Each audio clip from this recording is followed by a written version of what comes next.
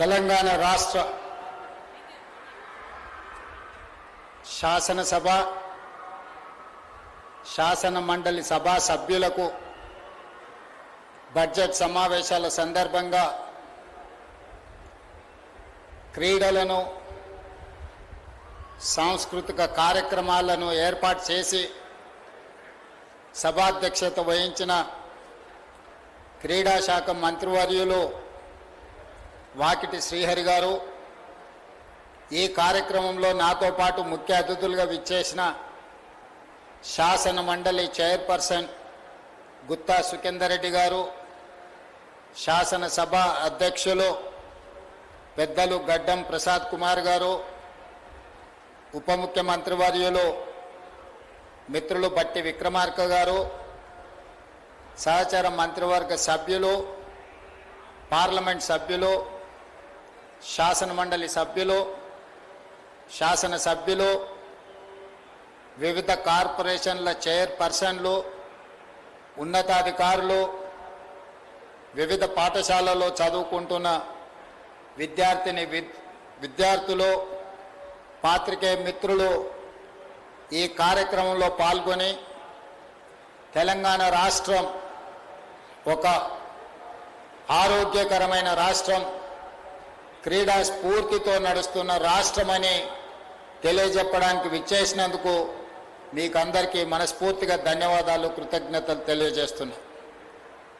మిత్రులారా, నిత్యం రాజకీయాలలో మునిగి తేలుతూ నిరంతరం సమస్యలను పరిష్కరించాలన్న ఆలోచనతోటి ప్రజా జీవితంలో ఉండే వాళ్లకు ఒక స్ఫూర్తి, విశ్రాంతి, ప్రజలకు ఒక ఆదర్శ నాయకుడిగా నిలబడడానికి ఇది ఒక మంచి అవకాశం.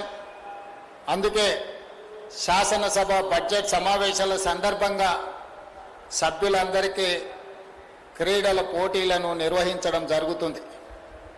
ఇక్కడ అద్భుతమైన విన్యాసాలు, అద్భుతమైన క్రీడా నైపుణ్యం ప్రదర్శిస్తారని నేను అనడం లేదు, కానీ అద్భుతమైన క్రీడా స్ఫూర్తిని ప్రదర్శించడానికి ఈ ఎల్బీ స్టేడియం వేదికగా మారుతుంది అని చెప్పి నేను సంపూర్ణంగా విశ్వసిస్తున్నా. ఈ ఎల్బీ స్టేడియంకి ఒక గొప్ప చరిత్ర ఉంది. ప్రపంచంలోనే పేరుగాంచిన క్రీడాకారులు ఈ మైదానంలో ఆడడమే కాదు, ఈ మైదానంలో శిక్షణ పొందిన వాళ్ళు ఉన్నారు.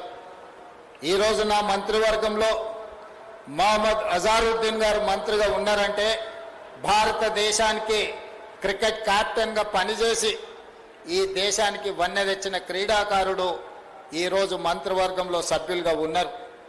ఈరోజు క్రీడాశాఖ మంత్రిగా పనిచేస్తున్న వాకిటి శ్రీహరి గారు రంజీ మ్యాచెస్ వరకు క్రికెట్లో ఆడిన క్రీడాకారుడు ఈరోజు క్రీడల మంత్రిగా ఉన్నారు. ఈరోజు ఈ కార్యక్రమానికి చైర్పర్సన్గా బాధ్యతలు నిర్వహిస్తున్న రాజ్ ఠాకూర్ ఉమ్మడి రాష్ట్రంలో శాప్ చైర్పర్సన్గా పనిచేసి క్రీడల్ని ఆనాడు ప్రోత్సహించి సానియా మిర్జా లాంటి క్రీడాకారిణులను ఆనాడు ఈ దేశానికి, రాష్ట్రానికి పరిచయం చేసిన సందర్భం. మిత్రులారా, ఈరోజు తెలంగాణ రాష్ట్రంలో ఒకప్పుడు Afro Asian games, world military games, ఇతర అంతర్జాతీయ స్థాయి క్రీడలు నిర్వహించి గచ్చిబౌలిలో అద్భుతమైన స్టేడియంలు నిర్మించుకొని 99, 2004, 2006, 2007 వరకు 7-8 సంవత్సరాలు మన రాష్ట్రం క్రీడల రాజధానిగా రాణించింది. ఆ తర్వాత వివిధ కారణాల చేత తెలంగాణ రాష్ట్రంలో క్రీడల్ని నిర్వహించడం కానీ, అంతర్జాతీయ పోటీలను నిర్వహించడం కానీ తగ్గుకుంటూ పోయింది. చివరికి తెలంగాణ రాష్ట్రం వచ్చిన తర్వాత క్రీడలు కానీ, క్రీడా స్ఫూర్తి కానీ కనుమరుగై క్రీడలు అంటే ఎట్లుంటాయి, ఎక్కడుంటాయి అని వెతుక్కునే పరిస్థితి మన రాష్ట్రానికి దాపురించింది. అందుకే ప్రజాపాలన ఇందిరమ్మ ప్రభుత్వం ఏర్పాటు చేసిన తర్వాత తెలంగాణ రాష్ట్ర ప్రభుత్వం స్పోర్ట్స్ పాలసీని అడాప్ట్ చేసుకోవడమే కాకుండా ప్రపంచ స్థాయిలో జరుగుతున్న పరిణామాలు, వస్తున్న అభివృద్ధి, వివిధ క్రీడలను, వివిధ క్రీడాకారులను, అదేవిధంగా శిక్షణ ఇచ్చే కోచ్లను తీసుకురావడానికి మనకు ఒక అడ్వైజర్ను కూడా ఏపీ జితేందర్ రెడ్డి గారిని, ఒలింపిక్ అసోసియేషన్ ప్రెసిడెంట్ని ఈరోజు తెలంగాణ రాష్ట్ర ప్రభుత్వం అడ్వైజర్గా పెట్టుకొని ఒక స్పోర్ట్స్ పాలసీని తెలంగాణ రాష్ట్రం అడాప్ట్ చేసుకోవడం జరిగింది. ఎక్కడైనా ఏ ప్రభుత్వమైనా మంచి పరిపాలన అందించాలంటే ఆ ప్రభుత్వానికి విధి విధానాలు ఉండాలి. ఆ విధి విధానాలు సామాన్యులకు కూడా అందుబాటులోకి ఉండే విధంగా నిర్ణయం తీసుకోవాలి.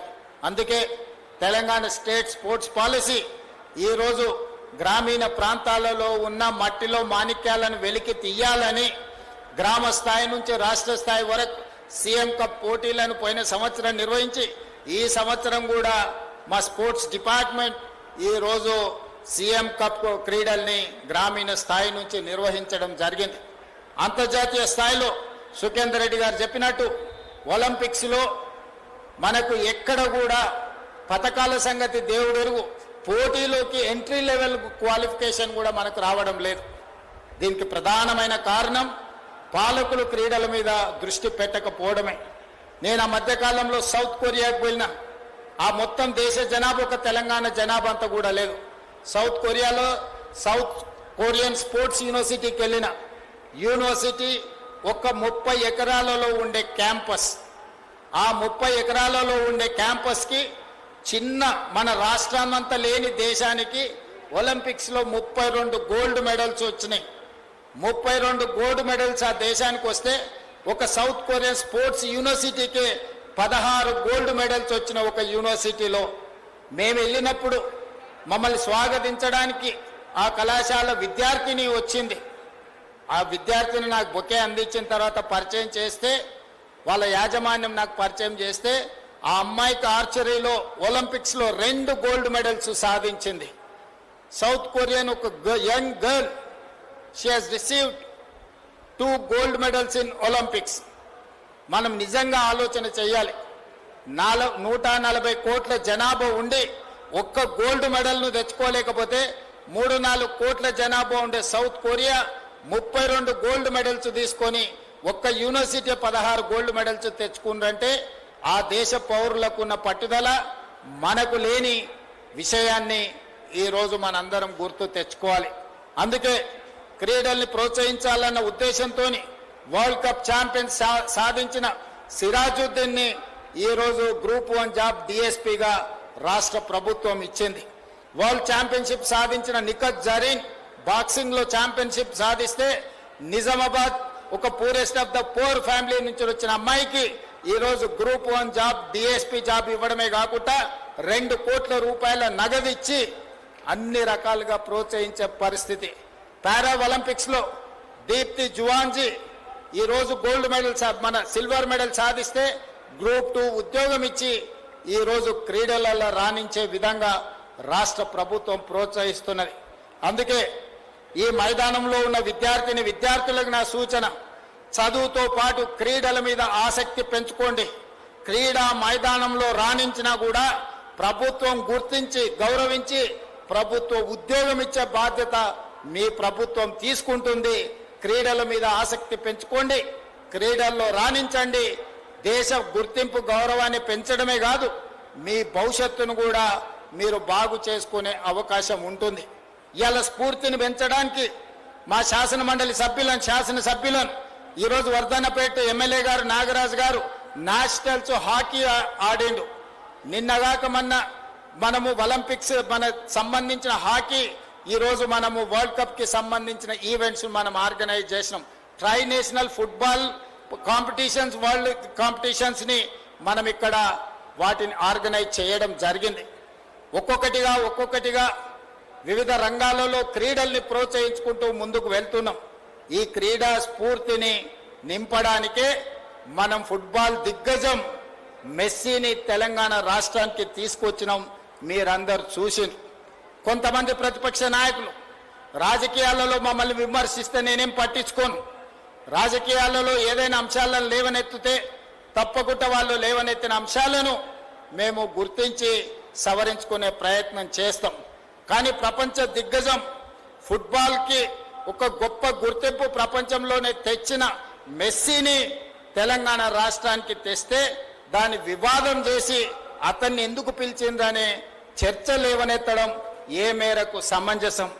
నేను ఆ ప్రతిపక్ష మిత్రులను నేను అడుగుతున్నా, ఫుట్బాల్ దిగ్గజం మెస్సీని లేకుండా మెక్సికోలోనే ఈ మధ్య డ్రగ్ లార్డ్ లా చాపో ఎన్కౌంటర్ అయ్యిండు. వేలాది మంది పోలీసులు వెళ్ళి ప్రపంచాన్ని మొత్తం మత్తులో ముంచుతున్నాడని అతన్ని ఎన్కౌంటర్ చేయడం జరిగింది. మరి అతన్ని పిలిస్తే మీరు ఆనందపడతారా అని నేను అడుగుతున్నా. ఈరోజు మెస్సీ ఫుట్బాల్ దిగ్గజం మన రాష్ట్రానికి వస్తే మన ప్రతిష్ట ప్రపంచానికి తెలిసింది. కానీ ఎల్ చాపోను, డ్రగ్ లార్డ్ కింగ్ను మెక్సికో ప్రభుత్వం మొత్తం ఒక యుద్ధం ప్రకటించి ఎన్కౌంటర్ చేసిన అతన్ని మీరు ఈ రాష్ట్రానికి పిలవాలని భావిస్తున్నారా? నాకైతే అర్థం కాలే. ప్రతిపక్షానికి సంబంధించిన కొంతమంది శాసనసభ్యులు, శాసన మండలి సభ్యులు, శాసనసభ్యుల క్రీడల్ని బహిష్కరిస్తున్నామని అన్నారు. ఇది ఏం స్పోర్ట్స్ స్పిరిటో నాకు అర్థం కాలే. ఈ క్రీడా స్ఫూర్తి నాకు అర్థం కాలే. క్రీడా మైదానాలలో రాజకీయాలకు అతీతంగా మనందరం ఆ స్ఫూర్తిని ప్రదర్శిస్తే మన భవిష్యత్ తరాలు, మన యువతరం నేర్చుకొని క్రీడా మైదానాలలో కలిసిమెలిసి ఉండే అవకాశం ఉంది. మీ ఆలోచనలు ఎంతసేపు ఉన్నా ఫామ్ హౌజుల్లో, పార్టీలో, లేకపోతే పబ్బుల్లో, విందులోనే మీరు ఆలోచన చేస్తారేమో. మేము యువతను వాటి నుంచి దూరంగా జరపడానికి ఫామ్ హౌస్ పార్టీలకు, పబ్బుల్లో, విందులకు, డ్రగ్స్కి దూరంగా, గంజాయికి దూరంగా, మత్తుకు దూరంగా, మత్తు బాట వదలండి, మైదానాల బాట పట్టండి అని చెప్పి ఈనాడు తెలంగాణ రాష్ట్రంలో ఉన్న యువతకు ఆదర్శంగా నిలబడాలి అని ఈ క్రీడల్ని ఏర్పాటు చేయడం జరిగింది.